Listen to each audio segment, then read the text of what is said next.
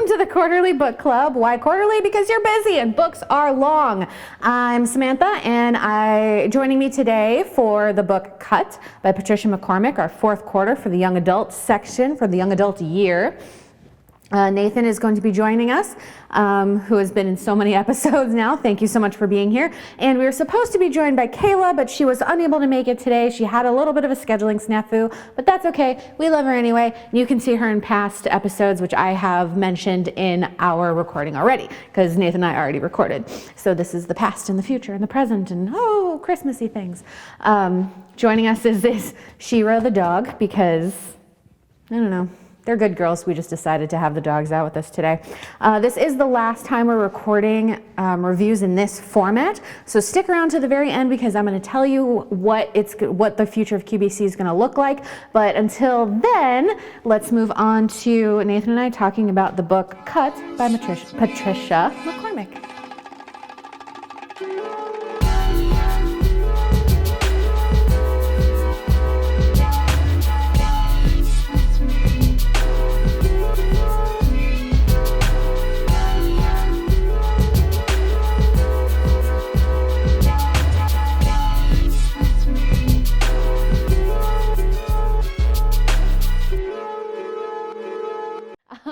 Hello, I'm Sam, and yes, we are rolling. Oh, well, we'll freebie for you. With me is, as always, is Nathan. No, hi.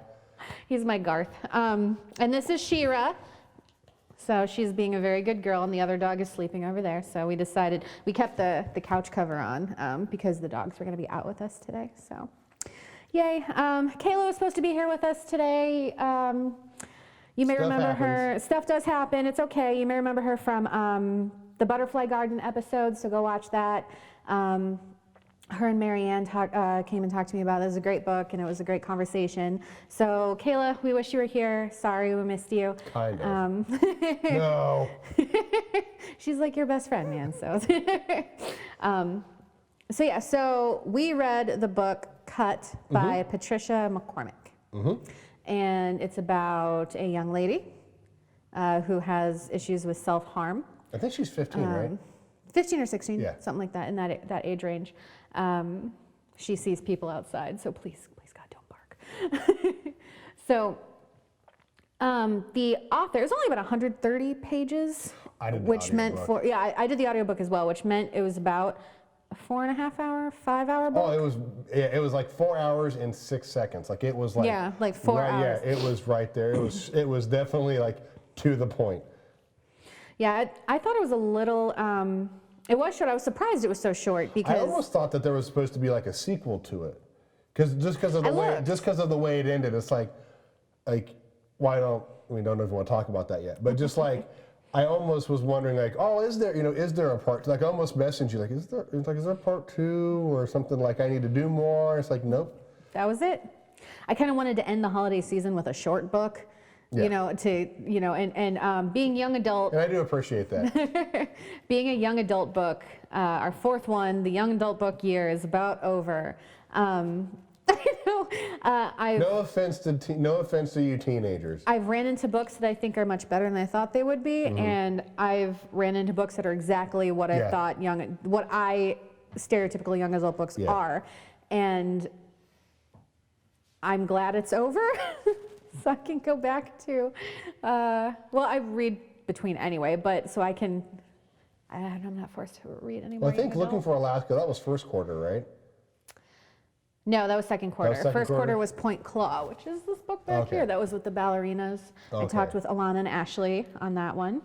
That was one that I actually ended up liking. It was a lot darker and grittier than I initially thought it was going to be from what I have read from young adult. But so Cut, it was short. I was surprised it was so short because the author has said that she spent 1.5 years researching self-harm and self-mutilation and cutting. So I kind of thought there would be more. Well, I'm sitting there listening to it in the car, and I try not to look at the time because then I start to focus on that. And like, when she, reunites with her dad at, the donut shop, and then she, comes to the realization that she wants to go back. Like she herself, was wanting to, to take that extra step. Now, not that she's just now talking, but now she wants to, like, physically get better. Yep. And then, they go back into, sea pines or sick mines, and that's basically it. Like, it just leaves you with that, like, tune in next week to find out. But we don't get to tune in next week and find out. So I had to and the acknowledgments were so minimal. It was just like, bam. Yeah, very short and to the point. Now, yes. I have not looked up to see how many other books she has written, or if this was her first one. Oh. Should have done that beforehand. Sorry. Okay. But it was very short and to the point. I think she could have dove in way farther. I think she did a good job making you care about the character. And everything was it seemed consistent. Yep. You felt like you were like understanding where Callie was coming from, and just like a lot of teen books, it's pretty predictable. It reminded me a lot of the movie Girl Interrupted, with just like, with group therapy, with Claire running the group, and you've got Tiffany and Sydney and Deb and Amanda, and obviously Callie, and I think I'm missing one. Becca. That's the one I'm missing. And they all, you're mixing in, those with anorexia versus those with, drug addiction, and then those with, eating disorder as far as like eating too much, and then you got Callie and Amanda/Manda, who are the cutters, and it's just interesting because like you start to get that feeling of another one of these movies, but it's very well written. Books. I know, sorry, long day already. It was written like it was supposed to be a movie. Yeah. Very concise. Yes, and like it was like the the author did a good job, and the narrator, the person she did an amazing job of staying pretty consistent with all the different voices. It's got to be her. I imagine her like reading it like a script, like not like a book, but like reading like a script. Like, okay, Callie will say this, narrator says this, and I'm imagining her like having like a recorder, like, what did this girl sound like? Like going back and playing it, because she did a really good job. The woman who read it, as being just very consistent with the and that's important, the pacing, especially with so many characters. Yeah. And I hated Ruby's voice. Hey, child. But now I love it. Now it's just so soothing. But the first time I heard it, I'm like, oh no. Why? Because I don't know if this is where your brain went, but I went straight to Poltergeist. No, the little. If you didn't now, it will. Yes, it will. This house is clear now. This house is clear. There is the presence, child. Like, that's all I could hear every time Ruby spoke. But you could obviously tell that she was the mother influence, The comforting. Yeah, she was presence. the comforting, that person that like they all don't like at first, but then as they get to know her, they see that from her. Like as she comforts Becca, she comforts Callie. She genuinely cares. She genuinely cares. Not like, is Rochelle? Is it the bathroom attendant, Rochelle? I think. It starts with an R. I finished it a few weeks ago, and I haven't gone back to it. It starts with an R. Anyway, because by the second time I was listening through it, I was trying to pay more attention to the little things, and how like everybody who got away with everything did it on Rochelle's watch. Yes, they did. Like the vomit girls are throwing up in there and just flushing the toilet. Well, I thought it was interesting how some of the girls protected each other as well. Yeah, Debbie was and the hid codependent. each other's. They enabled each other's quirks as well. Yes. Quirks as using a very not the correct term. Idiosyncrasies. Yes, that's a much better term, because the quirk is like. Yeah. Well, I mean, in a way they are like. It's funny. They all it's judge. Deeper than a quirk. They all judge each other. Like the druggies. The druggies are like. How could like I just use Becca because she, going in a story like this, two things are going to happen. Mm-hmm. Someone's going to die, or something bad is going to happen. So of course it was Becca, and you could say like the girl, how could you do that to yourself? That's so horrible. But like none of them like, cutting yourself is horrible. They didn't get much into Tara and Tiffany I mix up. I think it's Tiffany and Sydney are the drug ones. It's either Tara, yeah. I think it's Tiffany and Sydney are the drug ones. And you never really know like what drugs. Like they don't go into saying like, or sorry, the author Patricia doesn't go into say like, oh, heroin, PCP, all you don't know. You just know like they're the druggies. I think they get into a little bit with Debbie and like, but they just say that she is heavy. That's basically what you get from that. So the main focus obviously is on the anorexic girls and the cutters. That I noticed. Yeah, definitely. Because the one girl, I think it was, oh crap, I can't remember her name. Tara and Becca, I'm pretty sure are the eating disorders. Yeah, because the broken plate that Callie had. And she had a broken pie plate. Yeah, and then she dropped a piece of it, and the one girl. Oh no, that was the table. If you're talking about the end where they're in the bathroom, she's about to shower. Yeah. Yeah. And it falls out, and she kind of hides it. I remember that so clearly because that's literally the 15 minutes. When I had left, yeah. So I heard that on the way here. Yeah, she broke, So it's amazing what they do to maintain their addiction, even though like they know it's bad. Insert addiction here. They know it's bad, and they're even in a place to help, and they still yearn to do it. And you have to remember, just like we know Callie's 15 because Callie says, "Is there anything in that report about me?" And you never know the psychiatrist's name. You just know she's my favorite dead cow chair. I love dead cow chair because obviously Callie doesn't talk for a good hour and a half. Into it, yeah. She's that typical like, you can't help me. I don't need to be here. This isn't that sort of like oppositional defiant disorder sort of thing. You only get her inner monologue for a good portion of the beginning. Yes. And at one point I was like, just talk to the therapist. Yeah. But I'm me, that's that person, and the author's the one that did the research. So it was so wonderfully written. That's why I'm mad that there wasn't more of a resolution at the end.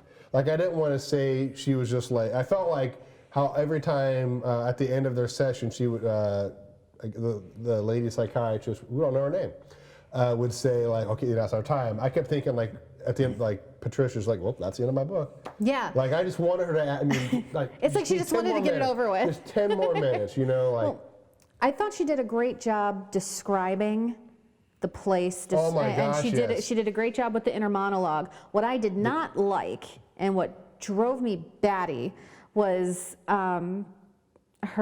she's very repetitive. I don't know. A lot of that. I don't know all the time. But what I mostly picked up on was Callie says, Becca says, and then she says, and then she says, and then she says. I'm like, when was the last time you were in an English class? Because you don't just do that. And then, and then, yes. And that drove me nuts. I was like, can we get a little variation? Can you, and then this person said, but it's Callie says, Becca says, this person says, that person says. And it was making me nuts. Other than that, I didn't notice until now. She's very descriptive, and if she could bring that descriptiveness into her writing dialogue, she's not great at writing dialogue. The teen voice I felt was very fake, but the inner monologue I felt was very real. So the inner monologue was much better. The dialogue, I was like, oh, could this be more forced? The dialogue drove me nuts. But anyway, so did you have a favorite part? Or, because you said the cow chair. I did I like just because like she's sitting, just like how obviously, so she's not talking, so she's being very storm-offish, the oppositional defiant disorder, being, more introvert, like, no, don't talk, like building her wall. I liked how, you talk, I'm looking at this fly.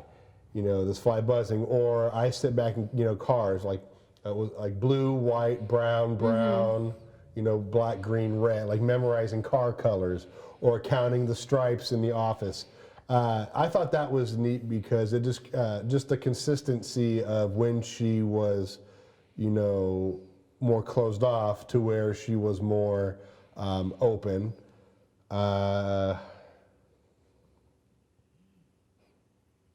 Really, I didn't really have. There were lots of parts I liked, but I don't think there's not really one part that really stood out. Yeah, that really stood out.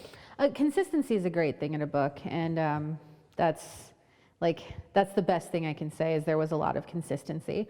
And then, of course, we just went over what drove me nuts about the writing itself. But I really wish there was more. I mean, especially character development, because I wanted to know what was like Amanda. I wanted to know what Amanda's deal was. Like you could tell, like she's that typical like takes it too far, but and she's the bitch of the story. I mean, there's usually has to be one. So she would be like the Angelina Jolie character from Girl Interrupted. If that. I don't know why I'm doing stuff with my hand. I don't know why I'm doing stuff with my hand. I don't know what to do with my hands. I'm doing it, so they're there. Anyway, that's who Amanda first. That's who I went to. I imagine her like they never say like Amanda age this, height this, weight this, ethnicity this. You don't know. I just imagined her with like black hair and it's very generic looking. Yeah. They talk about like how she likes to use hairspray and safety pins. So I'm imagining she's got a lot of race scars. I know something was life sucks. Like when she was first introduced, because Callie would say like she noticed across her arm like life and sucks. So but I wanted to know her. I wanted to know her. And she story. was the one who liked to show off her scars. Whereas Callie was always hidden. trying to hide them. Very hidden.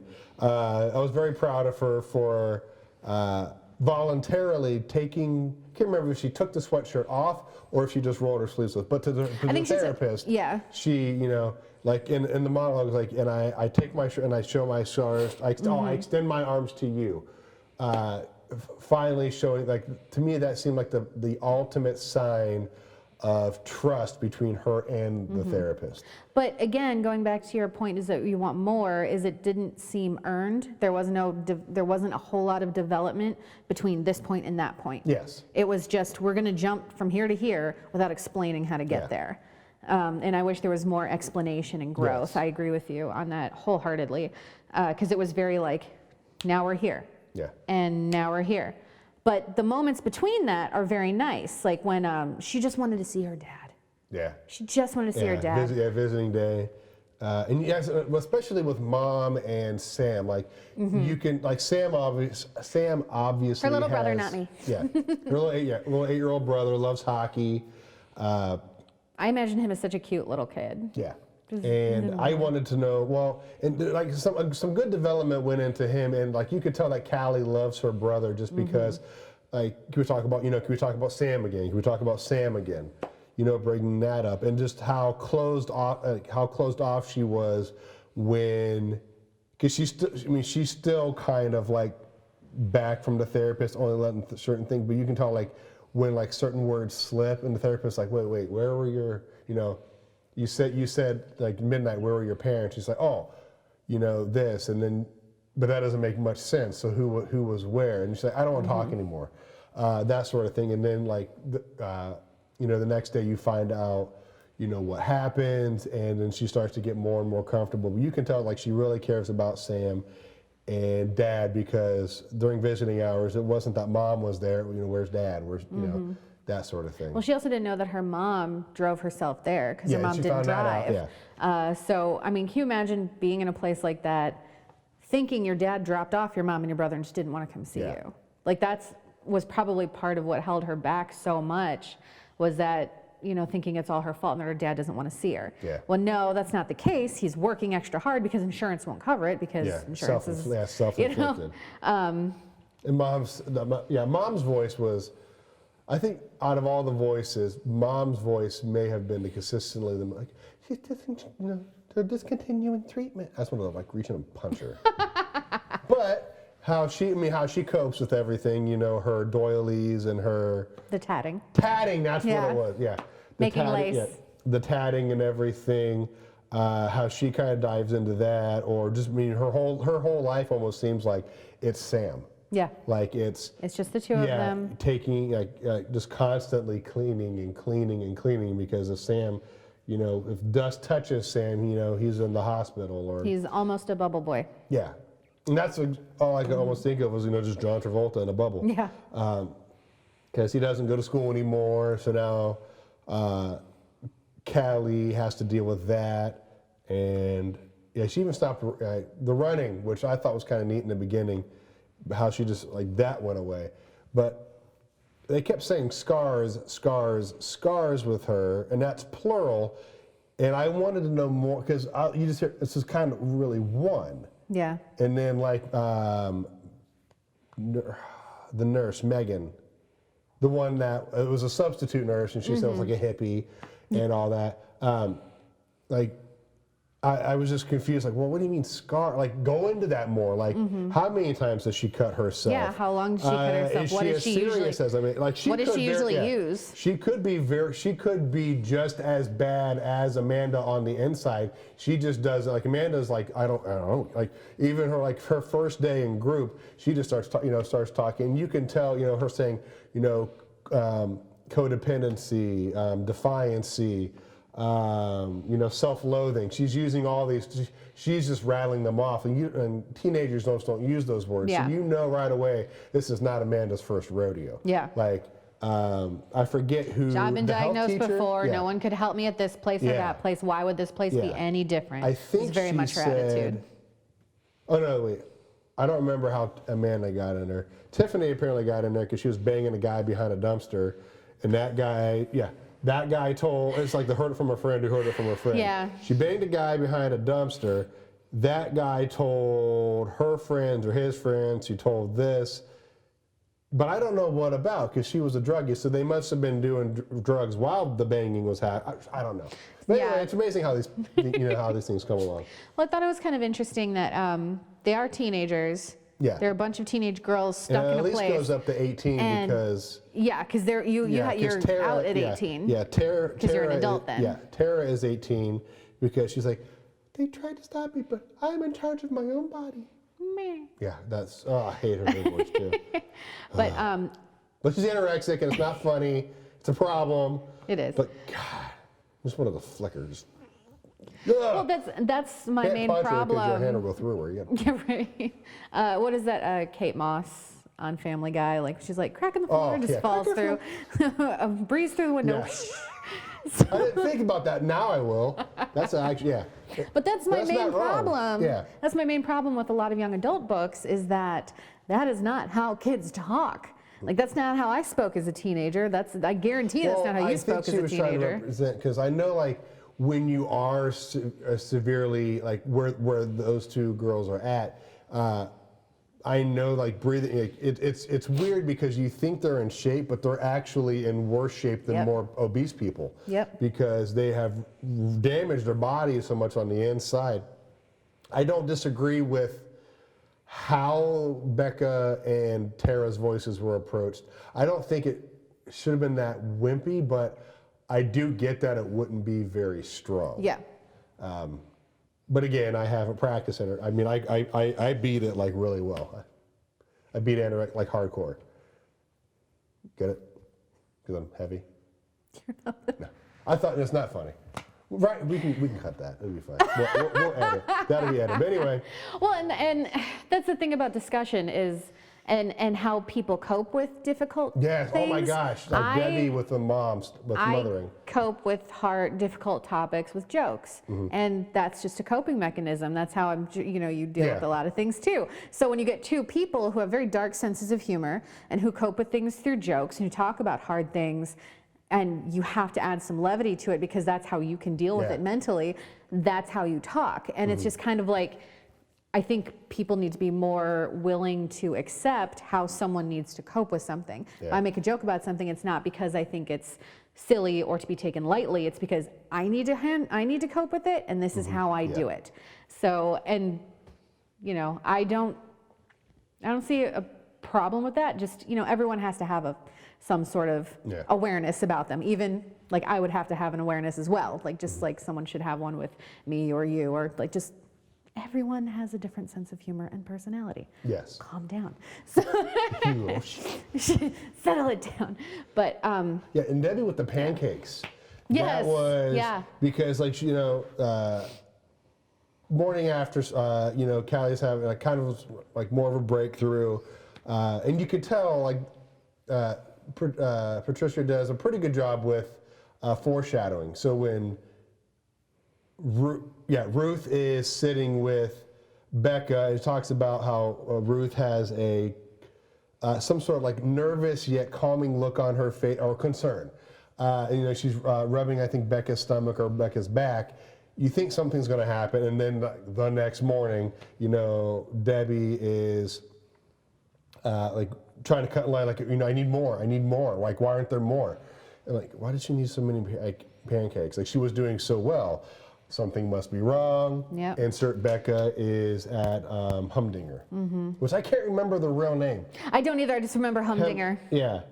Humdinger being like Sydney in the book seems like more like who you would. Like she's the more sarcastic one. Yeah. Tries to bring fun to the group. Instead of sea pines, but there's how did Callie say it? But there is no sea, and there are no pines. Yeah. And then so you find out as sick minds. The crazies are known as guests. And then there's the more extreme cases, which go to Humdinger, which is where where they say the real crazies go. So, and that's where I assume Becca went, and that's where Amanda went because Callie had a relapse in the facility. I thought it was interesting. Did you? And you just had to tell me if this is how you felt when I can't stand blood, so I can see her cutting herself, and I'm driving down the road, and I almost had to pull over because I'm like, I can't do this. I can't. Well, the first time through, I can't because I'm imagining everything that's going on in my head. So I see her, whether it's her hand, her palm, or her wrist. I feel it, and I've cut myself with the pie plate before, and I know that feeling. But what I thought was like a turning point was when she's like, oh, this isn't how it's supposed to feel. This is wrong. Yeah. And it went too deep, and it was bleeding. Do you feel like it was just because the plate was thin? Do you feel like she? I don't want to say wrong. I don't know if there's a wrong way to cut yourself. I don't. But do you feel like she was having a breakthrough? Like, oh, this isn't how it used to feel. Like I'm changing, and maybe she knew she's cognizant of that was wrong. I don't know if I don't think she understood why it felt wrong yet. Okay. But she just had that inert feeling of I'm not getting the same satisfaction. Yeah. And I don't know if it was because it was too deep, because they said it was deep but not deep enough for stitches. Right. So I didn't know if because I don't know how far they go. I don't know if it's like, well, because I know some people like that's how they die because just like overdosing on a drug, they don't know, like, especially if they do it vertical, like if they go too deep, then they can't clot it. Then if too much blood runs out and they lose energy, it's just like knocking over a glass when the glass is empty. There's no more. Yeah, what did it say? Go down the street, not across the road. Oh, I don't know. I was just told this is for attention, this is for results. Yep. That's all I know. I've heard that one too. That's for you. But I've heard that one too. Attention, results, go down the street, not across the road. That's creepy. Isn't it? It is creepy. I mean, I'm not going to don't teach it to people. Go down the street. But it just seemed different. Like I imagine, like I couldn't, in my mind I'm thinking, is the pie plate, like did she clean, I mean it's a pie plate, did she clean it? Yeah, that was like infection. Yeah, that's all I could think was, is that why? Because, I mean, duh, when you cut yourself it hurts, but so that was there's only two things going through my mind. Did she do it incorrectly, or was she starting to have like that aha moment, like, oh wait, I think that's what kicked off her exploration and starting to speak. Yeah. Was this doesn't feel right, and I need to find out why, and there's no way I can do this in my own head. Ruby, I said Ruth earlier. She goes to Ruby. And just holds her. Ruth was the girl that was the level 3 that walked her from one place to another. And yes. So and she was okay I did that they didn't earlier. speak. Yes, Ruby is the gentle, short lady from Poltergeist. That's what I messed up. Gosh, And no so matter short. how She's many like times, 4'8". She's no like matter how many 4'8". times I listen or read something, I always mix up characters. Yeah. It's just a, Because it's I don't just a see curse. him. As soon as it's I just see a him, curse. yeah, it's a little easier. But yeah, Ruby, and you could tell, like, that was her first place to go. She didn't want to find anyone else. She wanted that mother. She wanted that mother figure, and so I imagine her doing like this. Yeah, and she just goes up to her Yeah. and is like, "You can." I can yeah. see the sadness in her face, like just like that something's bad is happening, and I don't know what to do. And it was kind of a sweet moment almost, and it's very different from the first time she describes cutting herself because it was on the. And this what I thought With was the X-Acto knife? No. I thought this was kind of inventive. I was like, oh, I would never have thought of that. In a bathroom, you have the paper towel. It's the ridges. Oh, you mean in the very beginning. In sea pirates. I thought you meant what caused her to get it. Oh, okay. no. But the very first one, they described the teeth of it, and I was like, I never would have thought of that. Oh, yeah. I never would have thought of that to be a thing. But I'm also not a cutter. A cutter will be on the lookout for those things. I mean I can try. You gotta, if you're going to go for it, he will positivity. He did give up. That's why he did what he did, because he gave up painting. He could have been so good. Anyway, but I never would have thought of that as something to use. And I was like, wow, because like you said, people are very right because of all the all the precautions taken. The precautions with silverware. The 4P pasta, potatoes, puree, and what there were the 4 P's of what they eat every day. I think the last one wasn't a P, but it has a P in it somewhere, something like that. I don't remember. No doors. All these precautions. No pencils. All these different precautions they take. But I guess it's just one of the, you never think of that. But when that's your addiction, that's all you're looking for. Like the loose metal under the table. Mm-hmm. And the students showing each other, like she's like, if you need to do this, I use this thing under my chair. It's this seat, third seat back, second row or whatever. They talk about her having a look on her face while she's pretending to sleep, and it's one of those things like when you're listening to it, you don't think anything of it, and then when they go back and they say why, like, oh, that makes so much more sense. Like you just imagine like just doing the and you can't wrap your head around it if you're not in that mindset. You just can't wrap your head around it. It's difficult, which is one of the reasons I was excited about Kayla coming, because she is a medical professional, and I kind of wanted to see if she had any insight on it. Kayla. That was almost my microphone. Shira. She's determined to destroy the set. But overall, the book was, for me, okay. Mm-hmm. And I would agree. First off, the title. I mean, it's not like it's a metaphor. It's literal. It's about some of the books earlier. I guess I should have said trigger warning at the beginning of the episode.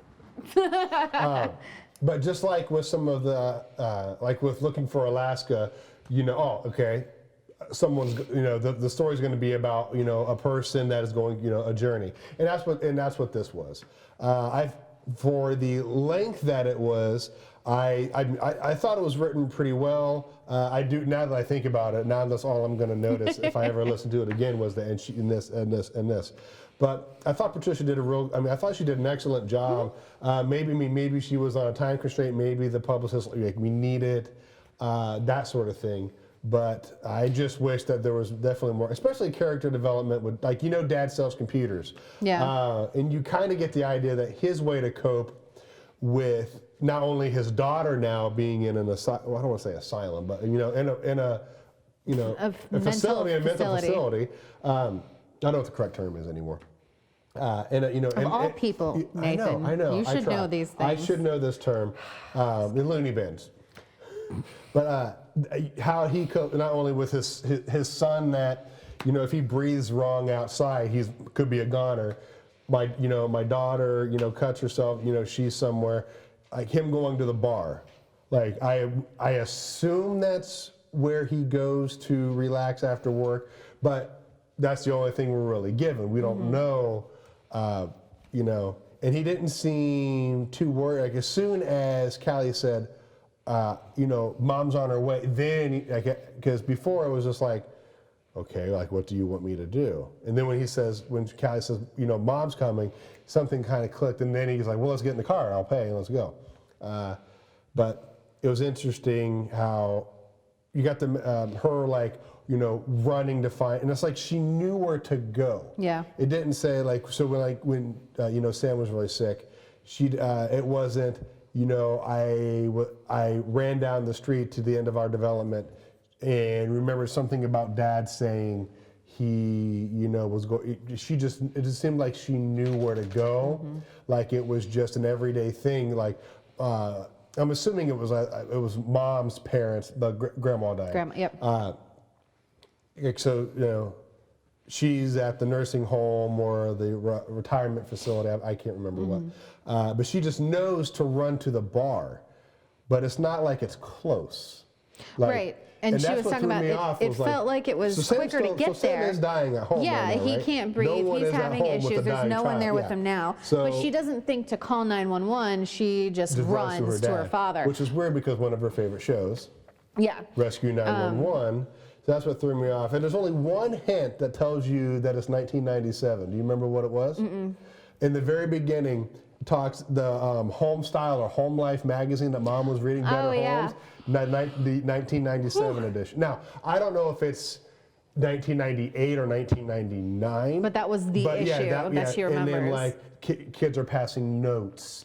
And and I missed that. It's like, I remember doing that in school. The whole time I'm thinking like this was in the past 3 or 4 years. And, you know, the fact that Callie didn't just get on her phone, because what 15, I mean, I as somebody who works in a high school, I can tell you, I never see a girl without her phone. So the fact that she just took off, I mean, that was her instinct to go find Dad. Not why not just take out your cell phone. So that's what made me realize, no. This is, you got to remember, this is the 90s. If she didn't call on the phone, there's nothing she could see on the way. And then the payphone at the end when she calls it out, because he uses the payphone. Yeah. Well, just running out of a. Yeah, because I don't think kids now would understand what a collect call is. Like they wouldn't know. What was it like? Dial 1-10-10-220. Oh yeah. Oh no, it's like dial 10-10-220. 1 and then the number. Like all that stuff started to come back through my through my head. But I thought it was sweet and I forget the waitress's name. I think because some things they would actually say the corporation. Like she wouldn't say Alex Trebek for Jeopardy, but they would say Jeopardy or Wheel of Fortune, or they said Dunkin' Donuts. Yeah. So it's interesting, like what I guess they could say the establishment was and something. I don't know, like the copyright laws around but books. She was able to say Dunkin' Donuts, so that's where. Because they can make more references in literary fictions than they can on television or in movies, but I'm not sure what that is. That's interesting. Yeah. I'll have to look that up.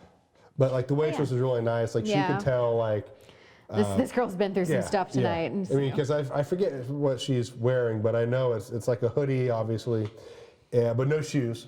Yep. She's barefoot. She's barefoot. It was raining, which common like symbolism for sorrow, rain, and lets her have a hot chocolate. Could have just cast her. Oh no, sorry, water. But the waitress brings her a hot chocolate and you could just tell, kind of like that Ruby sense. Yeah. Sort of that nice little very caring, very nice motherly little vibe, like. And then did she give her a donut? I think she tried. Yeah, she did give her a donut, and then insisted she doesn't have to pay. Dad doesn't have to pay, but Dad pays anyway. Dad comes because she calls the collect call is to her dad. Like he accepts his charges, which was like, okay, maybe he loves her a little bit, because my dad would have been like, no.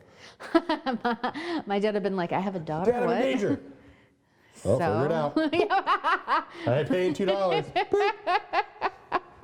Mine would have been like, who are you? I don't know. Daughter? So, we all have our things, okay? He's like the knight in shining armor sort of thing. Like he came, and that was the kind of the first time where he took an initiative. It seemed more at that moment than earlier when the whole problem with Sam started. It just seemed like at this point he was more like, what can I do? What can I do? How can I help? Decides to not only pay for his coffee, hot chocolate and donut, but get a box of donuts to take back, and that's share with the class. Yeah, and that's my first okay, so they're not going home, they're going back to the Sea Pines, which was a very adult decision. Yes. And a very responsible decision. And like you said, you were very proud of her. And I felt the same way. I was like, oh, well, this is over. She's going to go back and she's going to get better. Yeah. And then, then it's over. There's nothing else after that. There's just blank. Just a lot to assume. Like, you just assume that, Becca, Tara, Sydney, Amanda. Everyone gets better. Debbie, they're all just. It's all hunky-dory after that. It just feels like a Disney movie at that point. And wrap it up in a pretty bow. And in real life, that's not the case. Because Becca, 2 heart attacks, 1 or 2 heart attacks, and then the arrhythmia issue. Tara's got her hair falling out. She has to wear a hat. That's They're very sad stories, and I wanted to know more. That would be another complaint. Just a little bit more with the development. But I guess I get it is a teen book, so maybe they think sorry, young adult. I keep saying teen. I'm sorry, it is young adult. There are young adult books that that are much darker than this and really delve into that. All I could think of was kids being books. Too long. Too long. Which, would not be a bad idea. Here's a shorter book about something serious that'll get you to think. But it gets me to think I want more. It just made me think of if this book were on TV, it would be like a Hallmark special. That's almost what I was thinking. Yeah. Maybe an hour. Maybe 90, classic 90-minute movie. 80, 90 minutes, and then it's over. Everything's wrapped up with a pretty bow. And then, I don't know, cool. Yeah. Someone gets to put that on their IMDb credit. Someone got their SAG card, and then move along. I want more. I want grit. I want to know what happened. So, I don't know. I'm kind of, it was okay. I don't think I have anyone I would really strongly recommend it to. It's just something at this point, I'm like, it's just a book that I read. Yeah. It was okay. If you're looking for a transition book, maybe you're I just got done reading sci-fi. I want to try something maybe a little bit more real.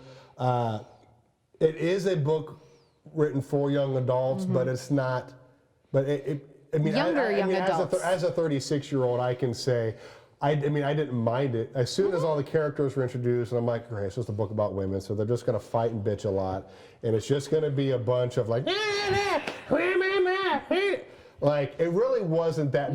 That's what they did. Well, that's my point. You can't get away from high school. No, you can't. They still got their cliques. They still got the bullies. You still have the popular crowd. You still have the band, your band geeks. And I saw that. I'm going to rip the bear's head off. That's how I cope. Here we go. Hulk out. But it's definitely a good transition book. I definitely agree with that. I don't know if it's rude to Patricia to say it's a good if you're driving 30 minutes, you got nothing else to do because you just drive 30 minutes 8 times. And, pop on the audiobook. And you've listened to a book. I don't mean it negatively like that, but it's not a particularly difficult read if you want to get through it. It's not hard to remember either. You can. They do a good job with this. The narrator, she does an excellent job of bringing you in and helping you try, to remember, if not the names of the characters, at least what's going on. Yeah. Because a lot of when Callie was quiet, it was so interesting. Stuff I never would have thought of, like how she noticed this, how she noticed that. And like I said, if anything, dead cow chair. If you had to get a shirt based off this book, it would just say dead cow chair. Dead cow chair.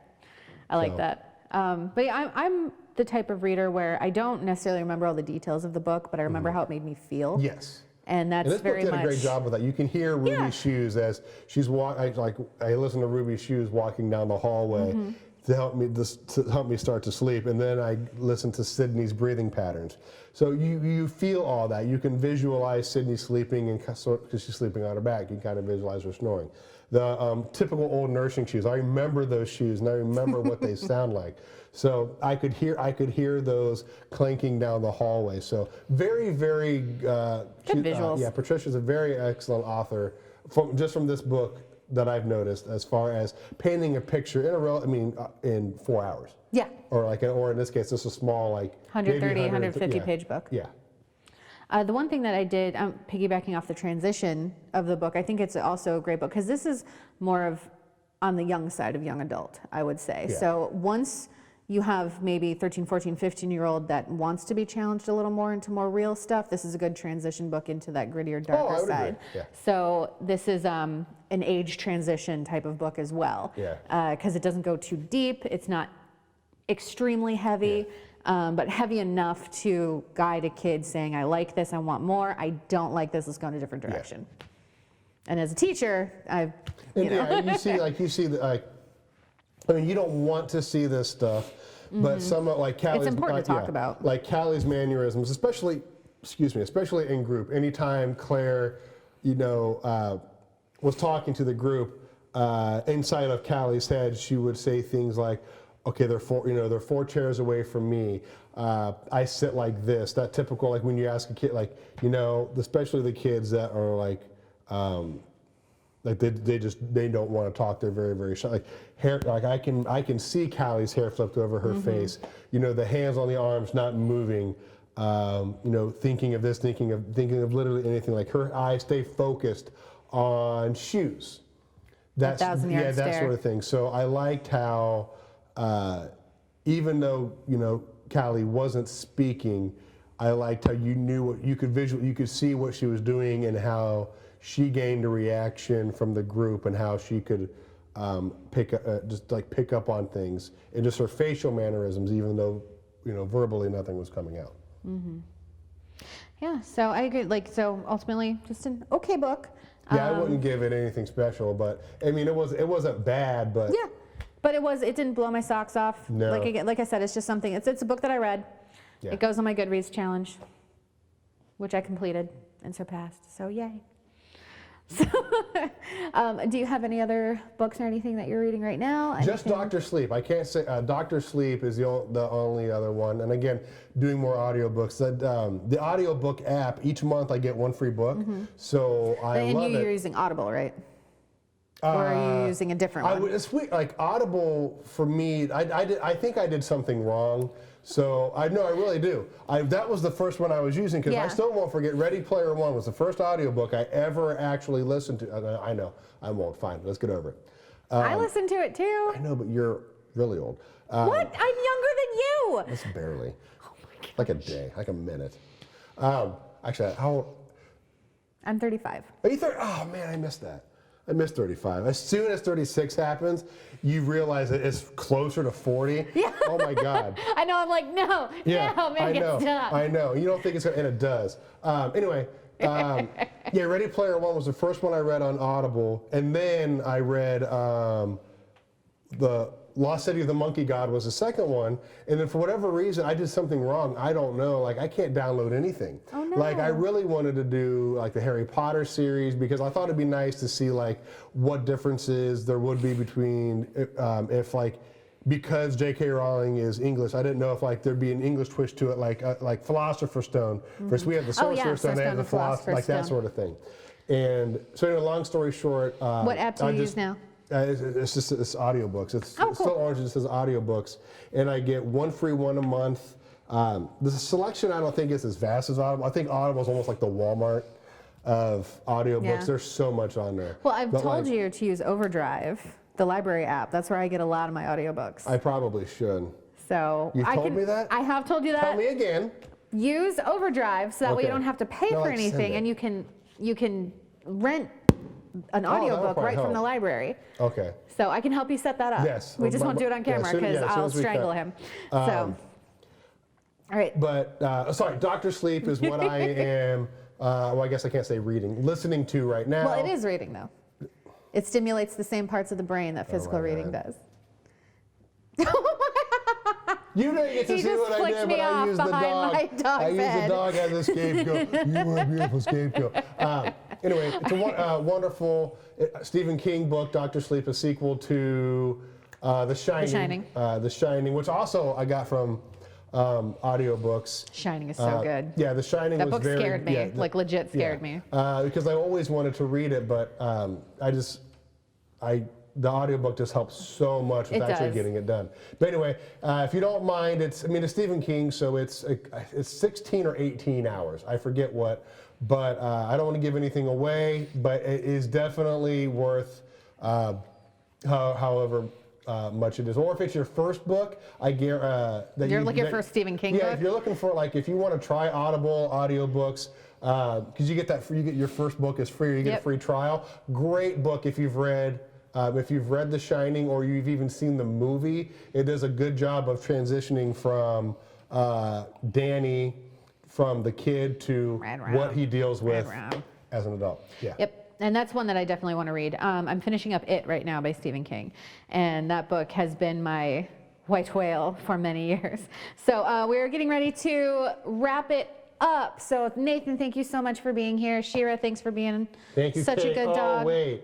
Thanks, Kayla. Thanks, Kayla. So good to get your medical expert opinion. Yeah. Nurse Beehole.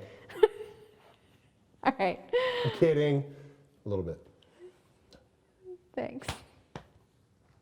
So there you have it. Nathan and Mai's opinion on Cut by Patricia McCormick. Why do I keep wanting to say Matricia? That's so very wrong. Patricia McCormick.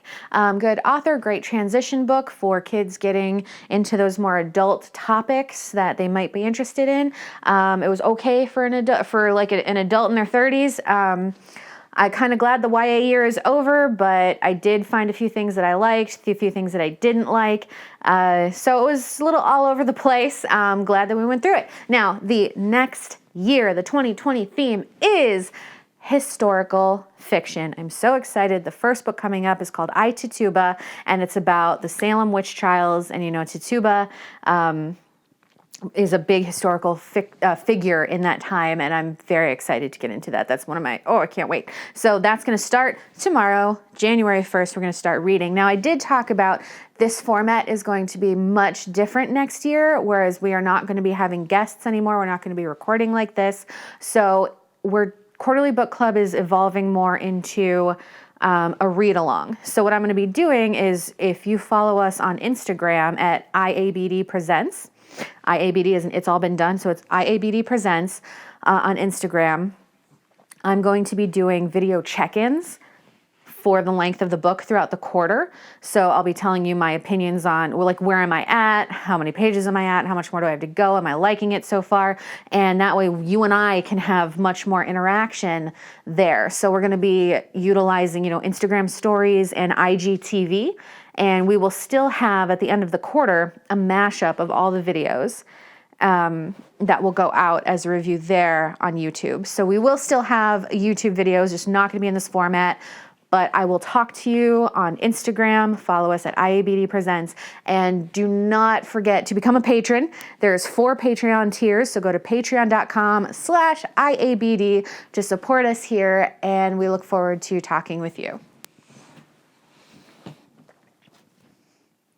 It's nap time. Good night.